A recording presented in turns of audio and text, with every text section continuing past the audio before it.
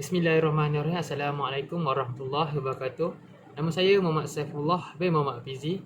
Hari ini saya nak bentangkan tentang kajian saya di bawah penyeliaan Profesor Dr. Wan Kamal bin Mujani, iaitu di bawah tajuk Sejarah Pengaruh Seni Bina Tamadun Cina di Malaysia, Analisis 3 buah masjid.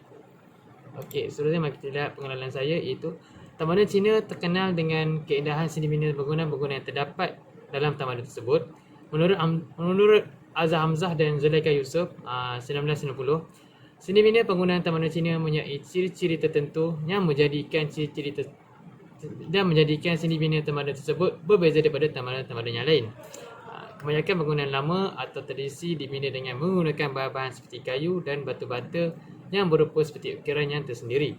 Ukiran tersebut terdiri daripada ukiran patung seperti naga, harimau, singa dan sebagainya, yang berperanan untuk menghiasi perkarangan bangunan tersebut atau diukir di dinding-dinding atau atap bangunan tersebut. Seterusnya mari kita lihat latar belakang kajian. Pengaruh seni bina dan dekorasi Cina ke atas seni bina khususnya masjid di Melaka menjadi apabila berlakunya hubungan erat dan diplomatik antara kerajaan Melaka dengan kerajaan Cina semenjak zaman Parameswara dan dinasti Ming pada tahun 1409. Hubungan ini pula diteruskan lagi di zaman pemerintahan Sultan Muzaffar Shah dengan berlakunya perkahwinan antara Sultan Mansur Shah dengan puteri Cina Hang Lipo. Disebabkan hal ini, ramai pedagang yang terdatang ke Melaka untuk berdagang, malah ada juga yang tinggal menetap dan berkahwin dengan penduduk tempatan. Yang kedua, masjid pula bermaksud tempat untuk melakukan aktiviti sujud, iaitu tempat umat Islam melakukan sembahyang atau menyerah diri kepada Allah SWT. Dalam arti kata lain, masjid adalah bangunan yang didirikan oleh umat Islam untuk melakukan sembahyang jemaat. Selain sembahyang wajib 5 waktu secara jemaah, masjid juga berfungsi sebagai kegiatan pelaksanaan ajaran Islam. Seterusnya mari kita lihat pernyataan masalah. Menurut Abdullah Yusuf, melihat kepada perkembangan awal sejarah pertukangan Cina di Melaka, kemasukan dan kebentuk dari Cina ini dilihat melalui dua fasa utama, iaitu sekitar pada abad ke-15 Masihi dan abad ke-18 Masihi. Di antara abad ke-16 Masihi dan 17 Masihi, proses pembangunan yang melibatkan pertukangan Cina di Melaka terbantut kerana disebabkan penjajahan Portugis ke atas Melaka pada ketika itu. Kemudian kemasukan pengaruh pertukangan Cina yang berlaku pada peringkat pertama ini terjadi sebab sahaja kerajaan Melaka menjalinkan hubungan diplomatik dengan kerajaan Cina. Kerajaan Cina telah menghadirkan beberapa orang tukang Cina yang beragama Islam dan mereka semua dibawa ke Melaka. Disebabkan ini juga masjid-masjid yang terawal di Melaka terdapat pengaruh seni bina tamadun Cina kerana pelibatan pertukangan Cina dalam pembinaan struktur-struktur masjid. Seterusnya mari kita lihat daripada persoalan kajian. Yang pertama iaitu bagaimanakah Cina mula datang dan membuat hubungan dengan Melaka. Yang kedua, bagaimanakah bermulanya pengaruh seni bina tamadun Cina ke atas Melaka, khususnya dalam pembinaan masjid. Ketiga, apakah pengaruh seni bina Cina terhadap masjid-masjid tersebut. Objektif kajian saya pula adalah yang pertama, mengkaji sejarah kedatangan pengaruh Cina dalam seni bina di Malaysia. Yang kedua, menilai pengaruh seni bina tamadun Cina dalam 3 buah masjid di Melaka. Dan ketiga, meneliti seni bina masjid di Malaysia yang mempunyai pengaruh tamadun Cina. Seterusnya mari kita lihat metodologi kajian saya. Saya menggunakan kaedah kualitatif, iaitu dengan menggunakan kaedah kepustakaan untuk mendapatkan maklumat dan data. Kaedah kepustakaan ini digunakan untuk mencari maklumat berkenaan dengan tajuk yang ingin dikaji dengan lebih mendalam. Terdapat pelbagai sumber yang telah digunakan bagi mendapatkan kajian yang baik seperti buku ilmiah, jurnal, artikel jurnal, rekod-rekod awam, tesis dan sebagainya. Sehubungan dengan itu, kajian ini adalah berteraskan kajian-kajian lepas dan juga sumber-sumber primer dan sekunder untuk mencapai sesuatu data.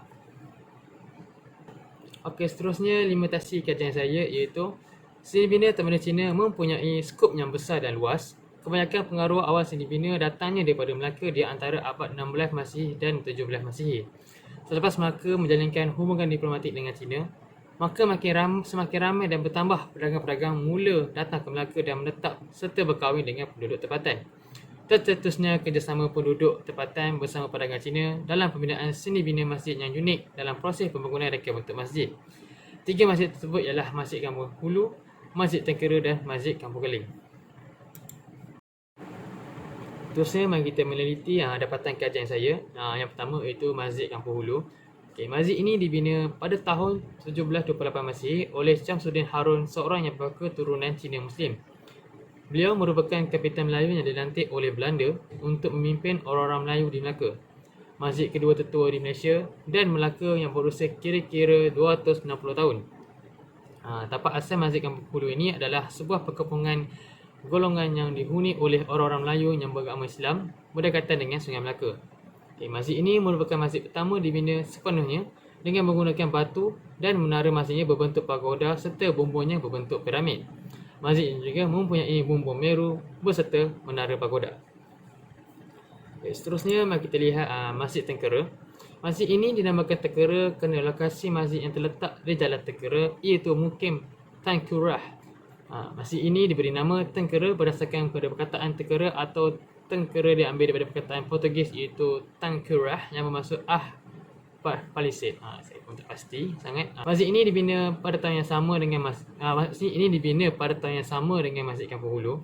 Kebanyakan yang tinggal berdekatan masjid ini adalah golongan pedagang India yang telah lama menetap dan berkahwin dengan masyarakat tempatan. Masjid ini dibina gabungan daripada beberapa unsur seni bina tradisional Melaka dan seni bina asing seperti Inggeris, Eropah dan Cina. Juga memiliki menara berbentuk pagoda dan mengekalkan 4 tiang seri yang berperanan dalam menyokong bumbung meru. Seterusnya pula kita lihat Masjid Kampung Keling.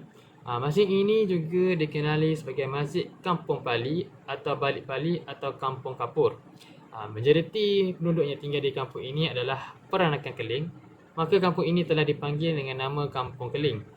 Pada tahun 1782, bangunan kayu ini telah digantikan dengan batu bata dan diubah sesuai sekali lagi pada tahun 1808. Namun demikian, dikatakan bahawa keadaan masjid yang ada sekarang adalah hasil pengubahsiaian pada tahun 1938 hingga 1940. Masjid ini juga dikatakan sebagai tapak sebenar pedagang-pedagang India Muslim yang datang ke Melaka untuk berdagang pada abad ke-14 dan ke-15 dan mereka menunaikan solat sejurus tibanya ke Melaka. Keunikan yang tersendiri adalah aspek reka bentuk struktur yang terdapat dalam bangunan masjid tersebut, termasuklah bumbung, mahkota atap, mimbar, mihrab, menara yang dipengaruhi oleh unsur seni bina dari China dan India.